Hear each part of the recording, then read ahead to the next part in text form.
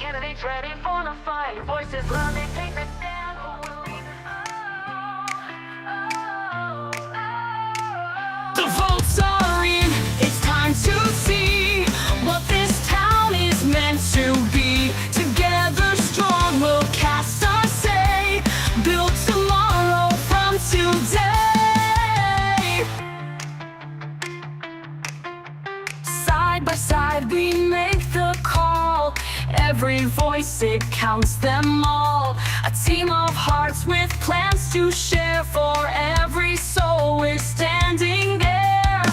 It's in the ballot, it's in our hands. Together we rise and take a stand.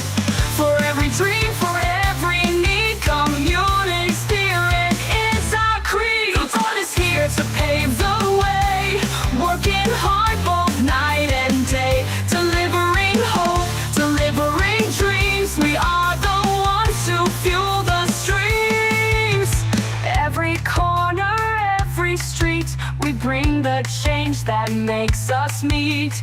Hand in hand we hold the flame. Together we'll make a lasting name. It's in the ballot, it's in our hands. Together we rise and take a stand. For every dream, for every need, community spirit is our creed.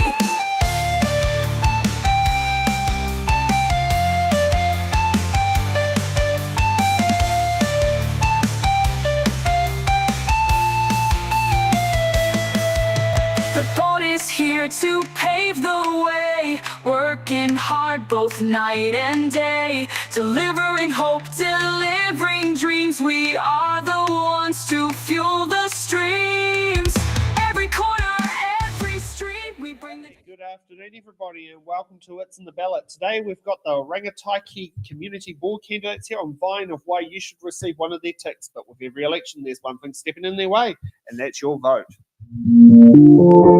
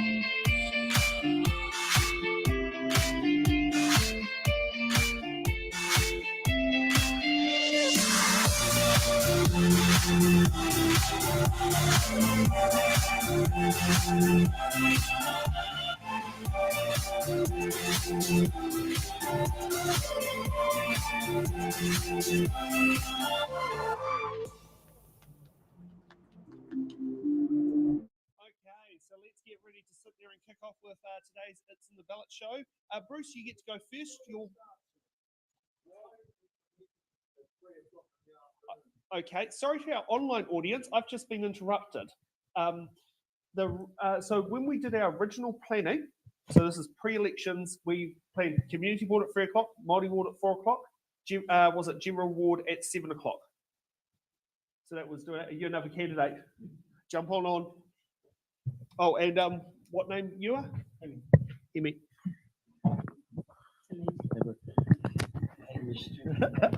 Yeah. Hey, Bruce. I can continue live stream. Yep. Yeah. Okay. Sorry about that. That's usually what happens. And thank goodness we've got another candidate who's joined us to help make things a much more interesting show. Bruce, would you like to kick off with your 1 minute opening statement of why you should receive one of the ticks to join the Rangitāiki Community Board?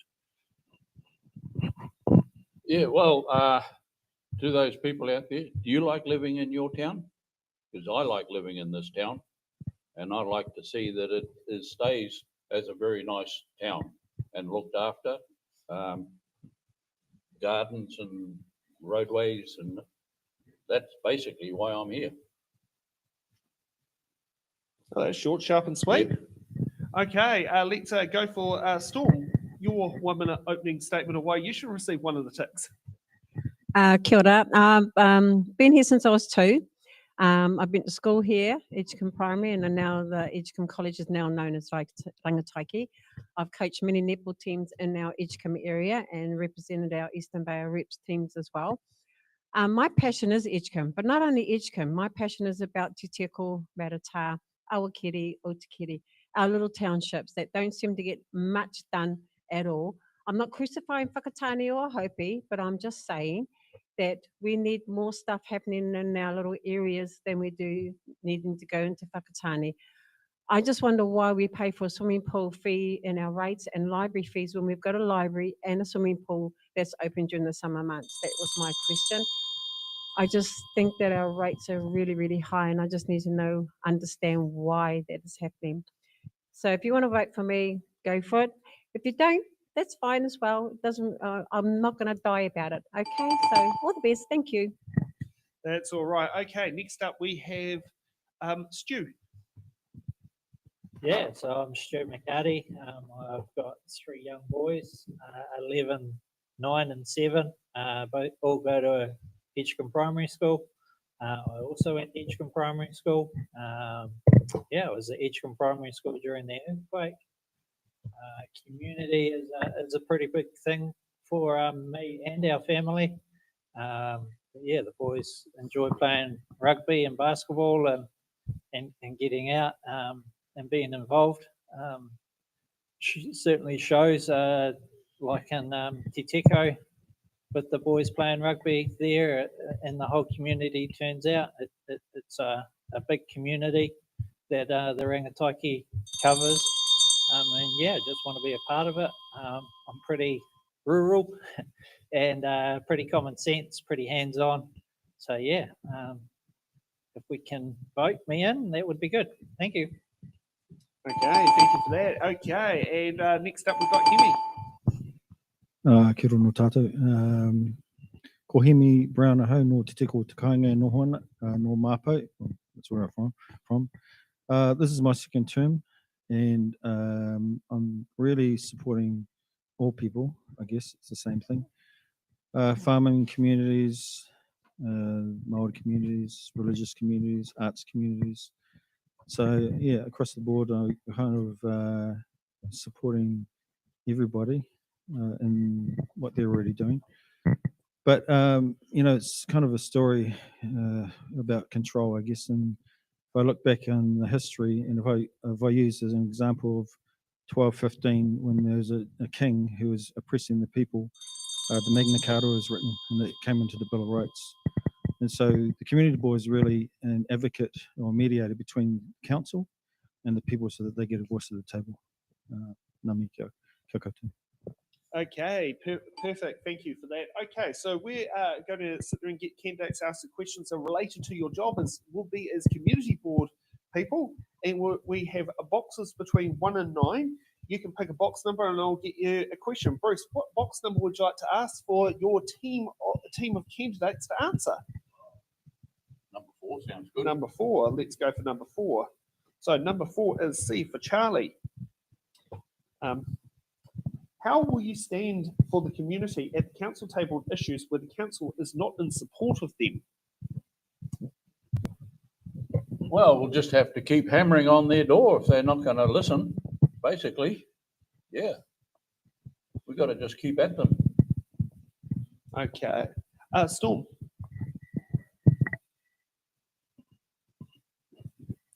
I think the same thing as if you're passionate about what you're doing and you quite believe in what you're saying, I think you've got to show your emotion when you do these sort of things in front of council to let them know that there is an issue and we want to sort it out.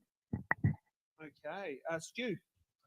Yeah, I believe that the popular decision isn't always the right decision, and Hold the microphone a little bit more up, please. Yeah. and that we're getting a rough run. The smaller communities. And Hemi. I'm the same as 3 candidates.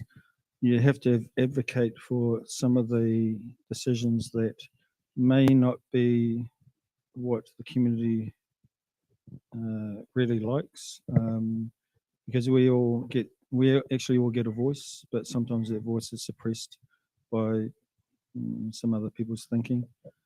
So I think it's important to keep advocating and standing up for what you believe is right. And that's the most important thing. Thank you for that. Okay, so let's get on to get the next box number. Storm, what box number would you like to pick? 8. 8. Okay, that brings us F for Foxtrot.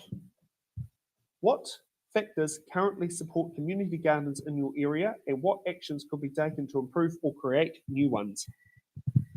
Oh, I was just talking about that too earlier, about our gardens in Edgecumbe. I actually don't know who actually does the gardens in Edgecumbe. I don't know if it's a council thing, but I do see other people there actually pulling the weeds in our gardens that we have got, and we haven't actually got a lot. I think the most one is that's by the canteen. I don't know where the other gardens are, maybe around here and there, but it's more greenery than there is colour. I just wondered about what's happened, like for our PD workers. Do we have that anymore for them to come and do our gardens and our yards and whatever that's happening? So that was a question I wanted to ask to the council or the PD department. What is actually happening with all the youths that need to do PD? So that came into that garden issue as well for me. So thank you. No problem, Stu. Yeah, the garden and beautifying Edgecumbe is pretty much left up to the residents, and donations of plants, like across the railway line, and beautifying Edgecumbe. So if the residents don't do it, we don't get a lot of help from council. Would be good to see gardens down at the Domain, and there's a lot of people go down there during the day and also for sport through the weekend in the skate park. Okay, perfect. Hemi. Yeah, well, just up the road there, we've beautified Edgecumbe a little bit, but residents get to support some of the kaupapa by being involved, and there isn't a lot of funding that we've actually given out.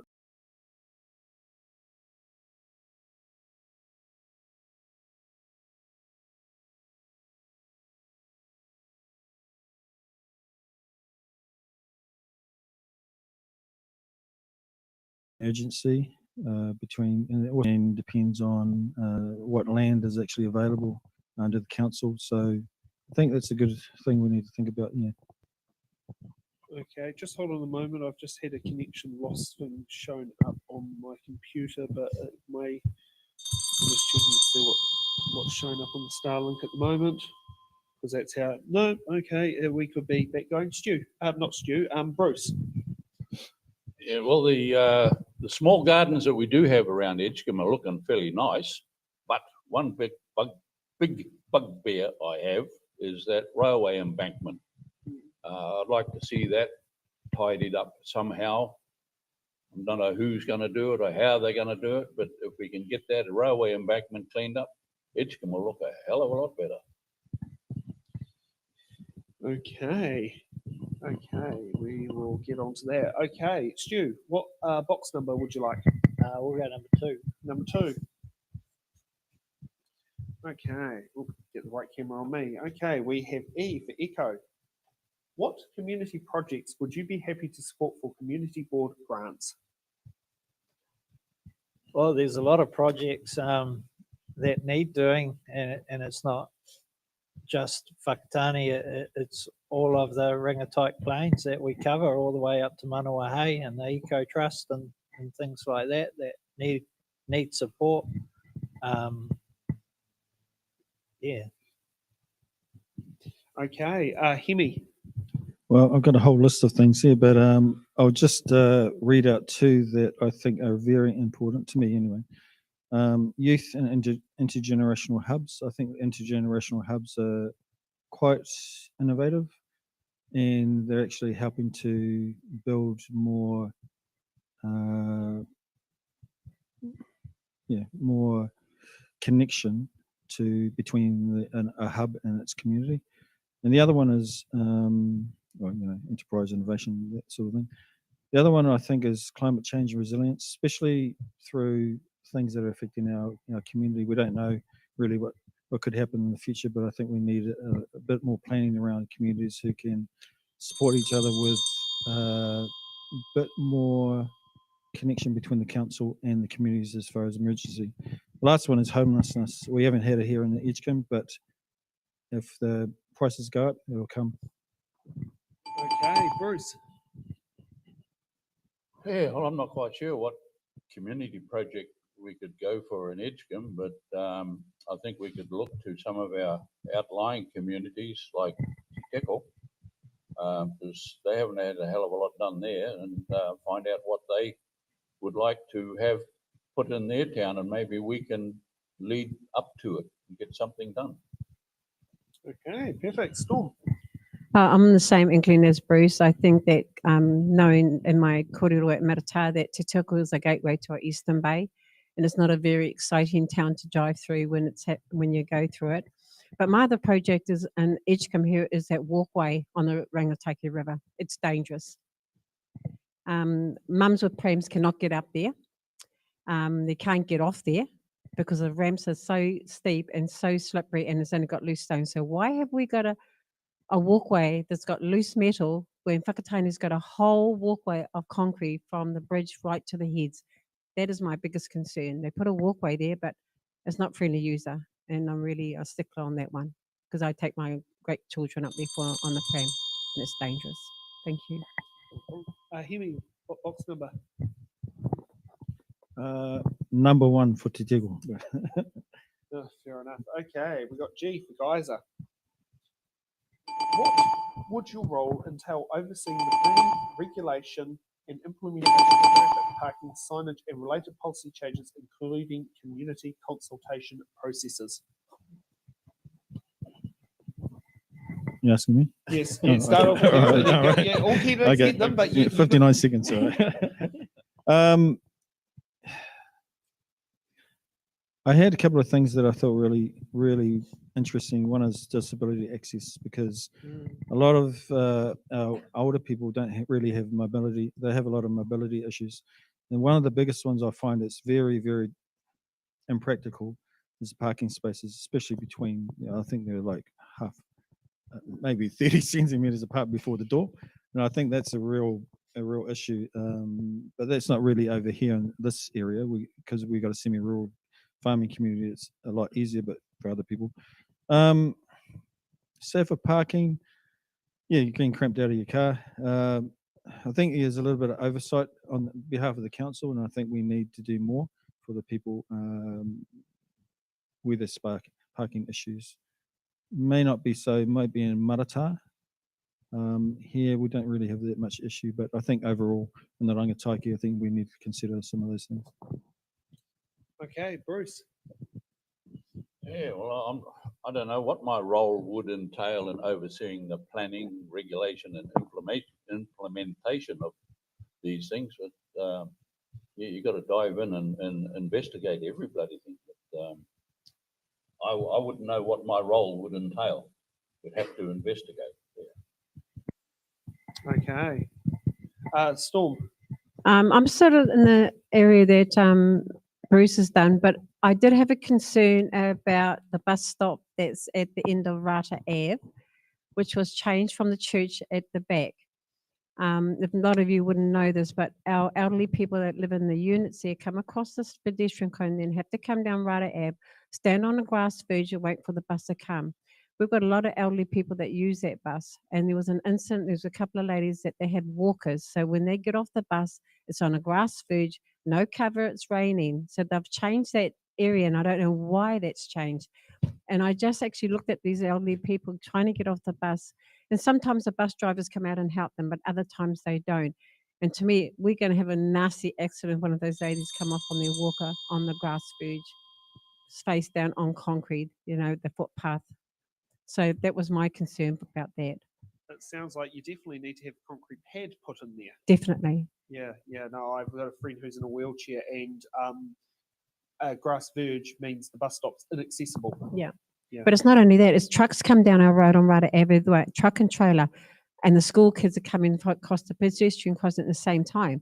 So the truck and trailer has to wait behind the bus before the bus can move, before they can get on the main road. That's a danger for our kids that are crossing to go to school and all the kids on the bikes. So that's my biggest one. Okay, Stu. Yeah, the rural towns certainly get a quick look in with those sort of regulations. Matatā with its speed bumps, and still not slowing the traffic enough through there, especially like a Sunday, and the weekends. Te Teko is very similar. People just whiz through there. The attempt for the roundabout in Te Teko probably should have gone ahead, but we don't get much say with the state highways. Edgecumbe is similar with the pedestrian crossing at school time is diabolical, especially with Fonterra being straight across the river. Every tank has pretty much got to go past there. So yeah, our rural roads are a real problem, let alone the Whakatāne Bridge. Okay, we've gone through one round. Let's start this time from Hemi. What box number? Another box number. Have we done two? No, we haven't done two. Okay, we've got H for hotel. How accessible is the current community board, and what steps would you take to improve its accessibility if needed? It's me again, is it? Yes, yeah, Okay. and this time we're going to go this way and across. All right, okay. Accessibility of the meetings. The board has one meeting every month or 2 months, but you can find that with the council on the council website. There is accessibility to the meetings if you look at the website. That gives you a lot of information about the last meeting, but you can also turn up to the meetings and hear, because they're public meetings anyway. But you can also put in applications to the board for funding. You can also have your say about things that you're concerned about. Usually it's over here at Edgecumbe. The board meetings, I think sometimes they should be moved around, but it is where it is at the library. So there is a lot of accessibility. So yeah. Okay, Stu. Yeah, access to board members is probably pretty new to me. I haven't had access to the social media side of things before, but we're now on social media, so things can flow a little bit easier, hopefully, and get a little bit more recognition from the younger folk, and also being in the community as such, like the Fonterra meetings and things like that. Hopefully people are open enough to come and talk. Okay, Storm. Actually, I really don't know much about the community board, and I'm telling the truth. I have no idea about accessibility as current. Like, I don't even know what the community board does, and that's the truth. So I haven't heard anything about a community board. So I can't say what I would want as far as that goes. And Would live streaming the meetings be something you're open to doing? I don't do live streaming. You know, I'm a nan with 2 great children and grandchildren at home, and I'm busy with them. So I don't do that. If it's going to happen, and we would need information, but I need to understand what the accessibility of current community board is. I don't know, and I'm just being truthful about that. Bruce. Well, myself being new to this as well, never knew that the community board was accessible. But in today's new world, maybe we can use this social media somehow to let people in on and throw in some questions to the council through the social media. So I'm a dinosaur when they come to this sort of thing, so I'm going to do a big learning curve. Yeah. It's all right. You might be a social media whiz after 3 years, and you might be like, why did I wait so long? Okay, Stu, what box number? 9. 9. Yep. We've got A for Alpha. What will be your preference for street names to be based on in the Rangitāiki Community Board area? Examples, former mayors, name gifted by local iwi. Oh, I think it's a whole community aspect for naming roads. There's a lot of debate needs to be held of what names are appropriate and who gets recognised. Okay, Storm. Yeah, I'm going to agree with Stu as well. I don't think it should be left up to a person that doesn't live in the community to name our streets. I think it should go back to the community and see where we go from there. So really, yeah, that's my take on it. So I can't say any more than that. Okay, Bruce. Oh, yeah. Well, in Edgecumbe, it's been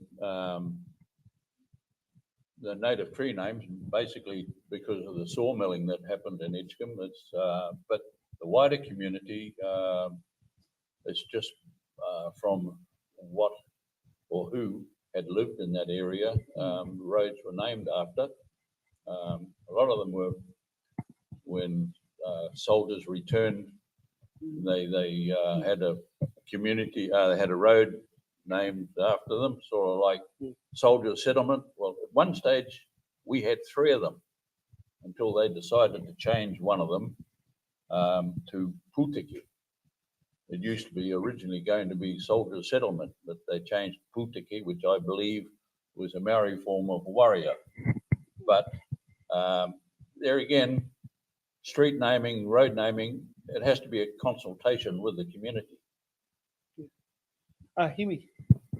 Yeah, I agree with Bruce.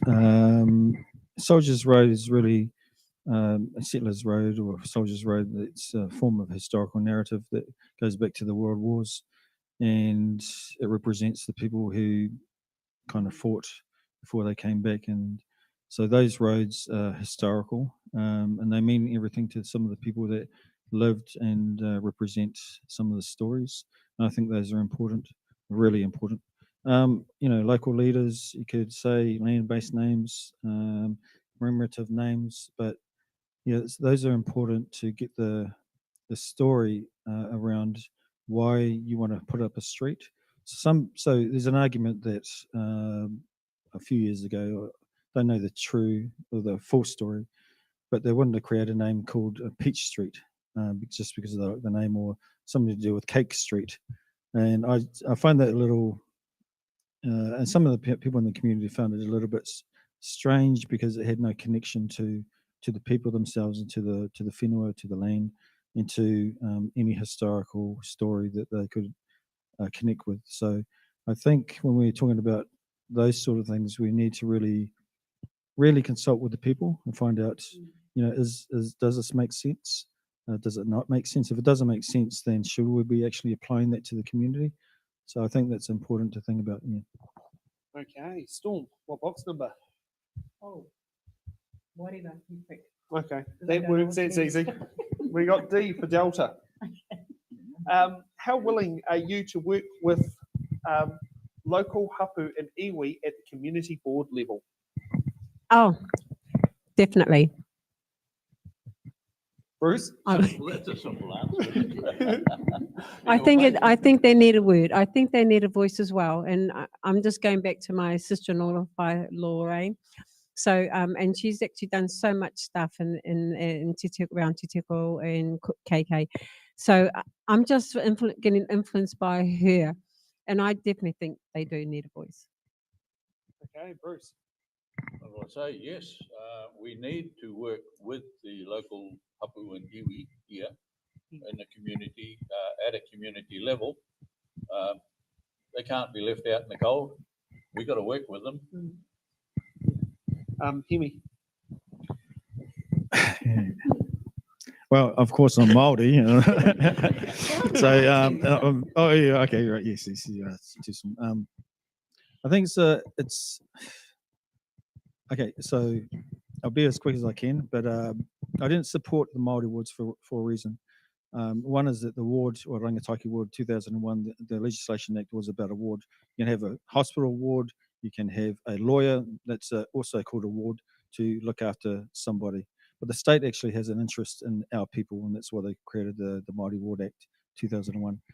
On the flip side, I don't mind if people support and they want to participate because we don't have enough Māori in the space. And it's not really our space. It's kind of another space that we're trying to fit in with. I'm part Scottish as well, so I know what the British did to our people in Scotland. I know what the Scottish they did to this Irish people. But if we look at the Legislation Act and look at every Legislation Act, you can also go fast forward and go to there is no such thing in participation as the Pākehā Act. There's no Māori Act. There's no Māori Act, non-Māori Act, and there's no European Act. We actually have over 300 plus acts that are all aimed at Māori. And I was saying to somebody who was on the council, who's going for mayor, I won't say who it is, you probably know who it is, and he was talking to me about this, it's race-baited and it's all kind of stuff. And I said, well, look, if you want to get all your people, non-Māori people, come together and remove all the legislation that's aimed at our people. Once you do that, then we'll be equal. Because at the moment, we're trying to survive. Our people are actually trying to survive in this place. So if you want to help us out, I'd be willing for you to remove all the legislation acts that have Māori in it, and then we can be equal. Thank you. Okay, Stu. Yeah, I support the iwi being involved with things 100%. It's part of the community, and the whole community has to be involved. Okay, Bruce, what box number? We've got 2 left, and I Oh. don't know what numbers they are. Yeah, well, I'll just let you flip a coin. Okay, we got B for Bravo. How would you stand up for your community interests if it differs from your own position? Oh, man, that's a bit of a curly one, isn't it? I know. Yeah. How would I stand up for the community if the interests differ from my own? Do I have to back off on my views? I don't know, but I'll make my views known anyway. But I may have to tone it down a little bit if it's going to differ from the rest of it. Yeah. Okay, Hemi. Okay, back to me again. Look, I just advocated for our people and Māori people because but I didn't advocate for our Scottish people as well. Apart from that, we have a kind of an issue with, and I talked about King John at the start. We have a little bit of an issue when it comes to control, and I think sometimes problem with the community is that they don't actually get the knowledge beforehand. They're kind of told later on that this has already happened, there's no consultation. I think we, as community board members, you actually have to go to the community as we're supposed to, sit in there and listen to what it's actually what their concerns are, and what is it that the vision of the community wants that we actually have to go back to the council and advocate on behalf of. Now, some of those decisions are not that easy. They're actually quite difficult, particularly when it comes to roading, infrastructural needs. So in order to support and better implement some of the ideas that the community already has anyway, because what are we? We're just community board members. That's all we are. We're just there as representatives of the community. But some of the concerns I have sometimes don't get reflected by the council. And this actually happened in Te Tigwa because we were building a bus shelter in Te Tigwa. And one of the guys from the council, he changed the plans without consultation to us. And I actually realized, as soon as he did that, I realized, hang on a minute, if you can do this to us, you could do this to Awakaponga, to Manohe, to Marata, you could do it anywhere. And so, as I stated before in my first statement, the most important thing that we have as a board member is that the first people who come into contention is the community, because they actually know what they want. We don't. We're just advocates. So I think that's really important to understand, first of all, to keep pressing on things that actually matter to the community. Okay, Stu, just for talking, your microphone's turned on?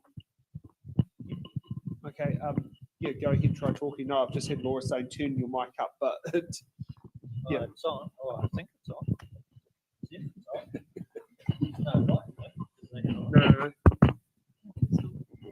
Don't worry, bro, it's live. Yeah, go, start speaking.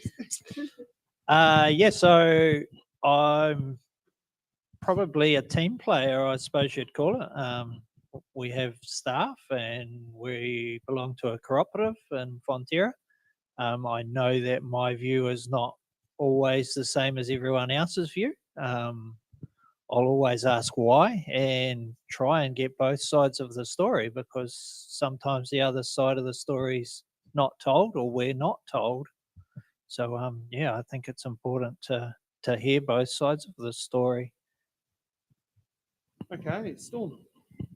Yeah, I'm a bit like Stu as well. Because I've been involved with netball for so long that we have so many. I have meetings about discrepancy about stuff, and even though the beliefs that I believe in some of the stuff is not what the my committee would want. So sometimes you've got to just sort of just listen to what they're saying more clearly instead of thinking about the stuff that you're thinking in your head that you haven't actually cleared about. So I've learned to now, when I speak to people, that I'll listen to them. And if I say to them, actually, I don't agree with that, and be able to say that without hurting anyone's feelings in a manner that's appropriate. And then having a nice, healthy discussion, because sometimes a healthy discussion actually makes you change your mind because you haven't actually looked deeply into what was said.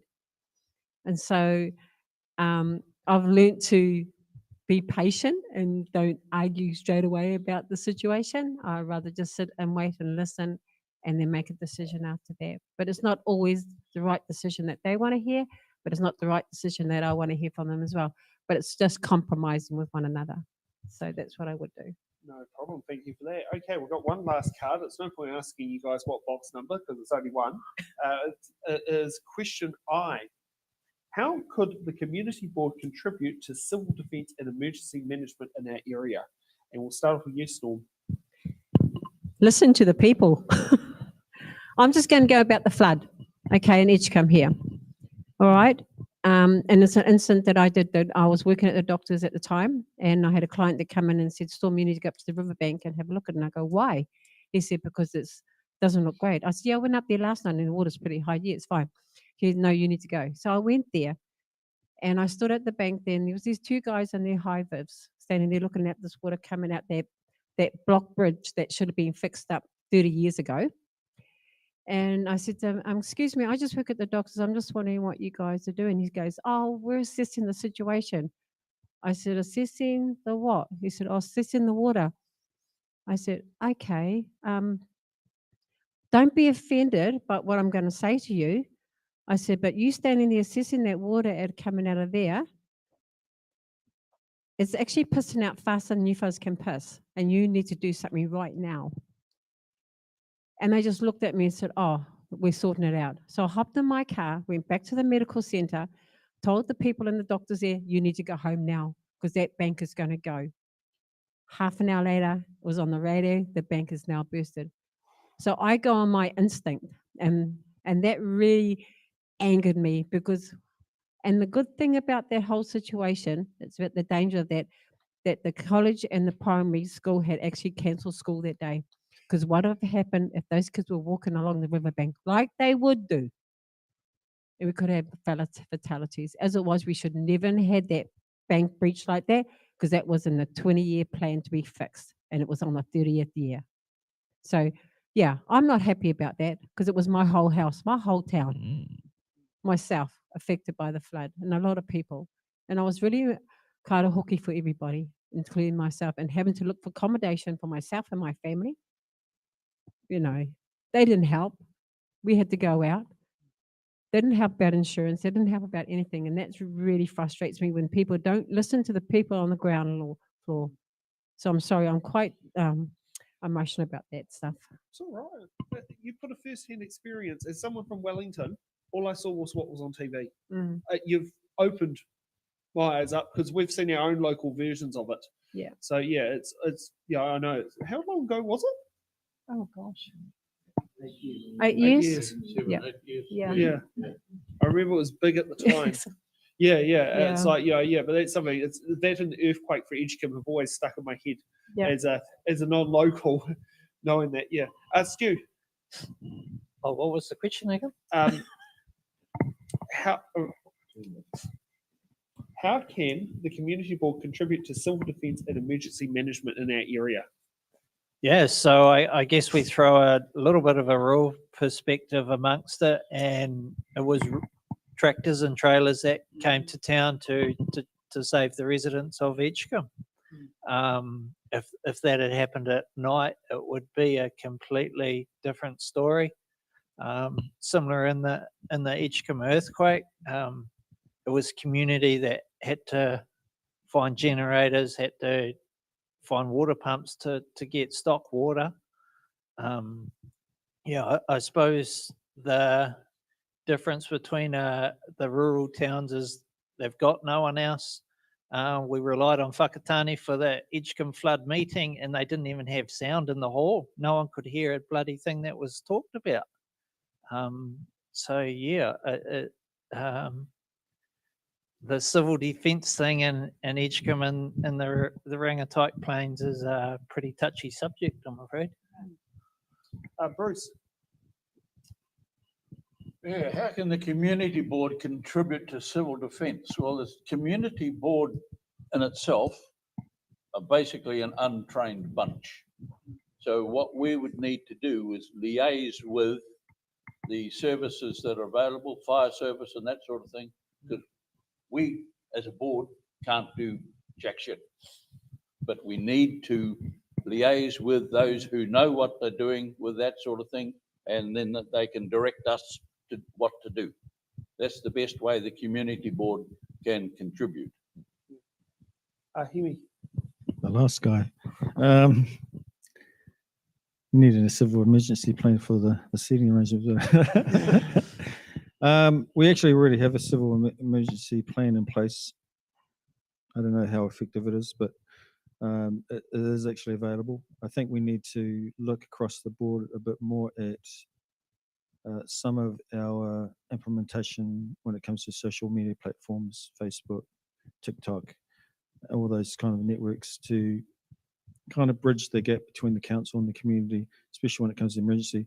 What I've just heard here makes sense, because usually when it comes to a crisis, it's actually the community that actually makes that come first.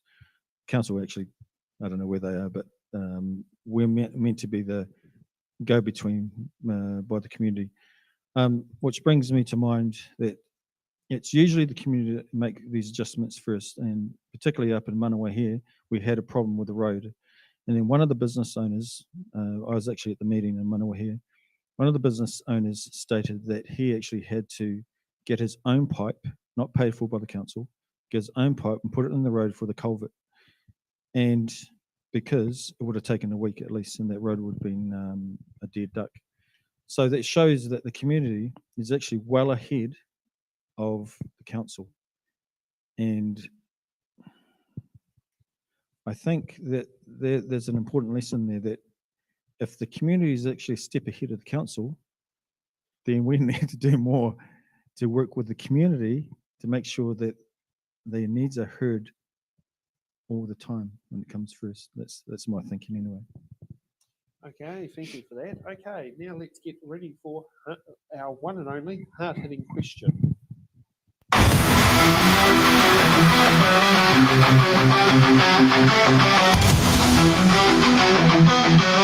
Hard-hitting questions. We're not gonna need to put in another question, because every candidate has to answer the hard-hitting questions. Okay, so the hard-hitting question that we've got on here is, what is your position on retaining Whakatāne's District Council Rangitāiki Māori Ward and the Bay of Plenty Regional Council's Kohi Māori constituency, and why do you hold that position? Bruce. Yeah, I'd go along with the Maori Ward the Whakatāne and Rangitāiki, we need to hear their side of the view as well. So no, I all for it. Storm, Oh, totally for it as well. Stu. Yeah, I think at present, but hopefully in time we can all become one and work together without having to have different, well, we've all got the same view. We all appreciate the environment and the history that we've had. So going forward, hopefully we won't need them, but at present we do need them. Okay, Hemi. I think I already answered this one, but I'm going to just elaborate on it a little bit. In 2003, Ngāti Awa signed a deed of settlement that gave an opportunity for the Settlements Act 1700 to act in its place. That means to settle on foreign soil. So in order to do that, you have to have a co-partner, or you have to have a group of people to consent with. In 2005, the government decided to set up what's called the Ngāti Awa Iwi Legislation Act. That means that anything binding to this area on the Rangitāiki board means that they get a first say. But with consent, you still need the people's vote, or you need the people to support it. And so in that, Ngāti Awa gets to work with, all peoples get to work with the iwi. Now that's, you still if you want to, you can have a referendum on that. But the main objective here is that Ngāti Awa signed a deed of settlement, and that was so that they could work with non-Māori and join in a kind of collaborative partnership. And as I stated before, what Māori are trying to do is we're trying to survive. Our whole system has been changed upside down. And this is not an attack on non-Māori. This is just, if you look at the history of peoples who've been colonized, I'm going to go back to Scotland here. My Scottish people got colonized by the British, but they're still in the same boat. Irish people, the Welsh, we're all in the same boat. So when I speak on behalf of our iwi here and our Indigenous people in Scotland and Irish and Welsh people, we're actually still suffering. How do we get out of it? Well, we just got to work with each other. I think that's the most important thing. And what the iwi really realized is that they saw the afflictions of what happened to our Scottish brothers and sisters, the Irish and Welsh brothers and sisters. They saw what was happening there and realized they couldn't do the same here. And so that created this agreement. And I think that's important because England cannot get away from Māori. They're actually bound by the Imperial Applications Act.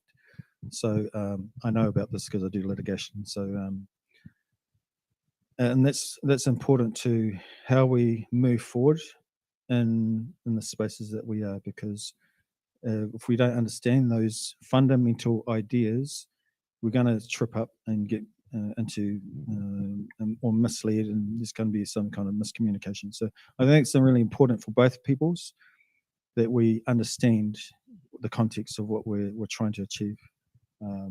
Yeah. Okay, thank you for that. Let's get on to closing statements of why you should receive one of the ticks to be part of the Rangitāiki Community Board. Stu, would you like to go first? I can't hear you. Oh, I didn't get the question, sorry. oh no, it's closing statements. Closing Closing statements. Yeah, why you should get one of the ticks. One of the ticks. Yeah. Yeah. Stu? He started off with you first. You said it with you, Bruce. So for me, I just want to be involved with the community. We got little boys that are part of the community. Got older father who is part of the community. So yeah, we just want to better things for everyone and make sure we get our voice heard. And being rural, I think our rural roots, even I class Edgecumbe as rural, to be honest. with the Fonterra factory here is probably one of the biggest employers in our local area. So we're all rural, and yeah, I'd like to have a vote. Thank you. Okay, Hemi. I was just trying to read my thing, bro. Trying to get my answers from you. Well, this is my second term. You know, you can vote for me, you can don't vote for me. I think the most important thing is that you make your decision based on whether or not I'm any good for the community. I think that's the most important thing. The second one is that I didn't know anything about the Rangitāiki, to be honest. And I noticed there's no timer on this, so I got it for 5 minutes. But I didn't know anything about the community, Rangitāiki Community Board, and I come from Te Tiko, so I'm just a Māori boy who just sort of turned up. And it was really my mum, my auntie, and them. And my mum used to be on the Te Tiko Residence Committee, but it was really my aunties. And I said to them, they said, you should stand up for the Rangitāiki Board. And I went, no, not really my thing. And they go, you should stand. And I was, yeah, okay. So I jumped on there, and you know, the most exciting thing that I've learned over the years, and I got to with this fellow over here. And over the years, over the 3 years, things went pretty fast, and we tried to make application, put those through the council as quick as possible, and try to get things done to move these our communities through funding and all kinds of stuff to get things over the board, over the line. And things just didn't happen that way. Things took time. We advocated for bus shelters, which we thought would be done in a year. They got 3 years. But with the council, you got to be very, very careful when you're making applications or whatever you're doing when it comes to council things, is that they take time. And I know there's a bit of impatience, and we want things in urgency, but it just doesn't happen that way. The best thing that the community board can do is they can support, advocate, and put things on the table, so they can present that to the councillors at the council meetings. Not everything is going to get accepted, but the most important thing is that the community actually speaks up and has a voice. Now, we're doing that on behalf of the committee, of the community, but the community themselves need to actually bring their concerns and actually demand it. I shouldn't be saying that, but I actually am. But you should be demanding what you need, and the more you demand, it's a bit like protesting. It's very similar. Those concepts are very similar. Protest what you believe in, bring it to the table, and we'll put those and advocate for those on the council and see whether or not we can get it passed or not. Especially when it comes to rates. Now, I don't talk about rates because it's not in my jurisdiction. Rates are to do with the council, but you can still motion that because you're ratepayers, you still have a voice when it comes to certain things that we can advocate for, and everyone needs to demand some of those things if you're a ratepayer. So, yeah, vote for me if you want to. Storm. Oh, after that spill, gee, I don't know what to say. Sorry.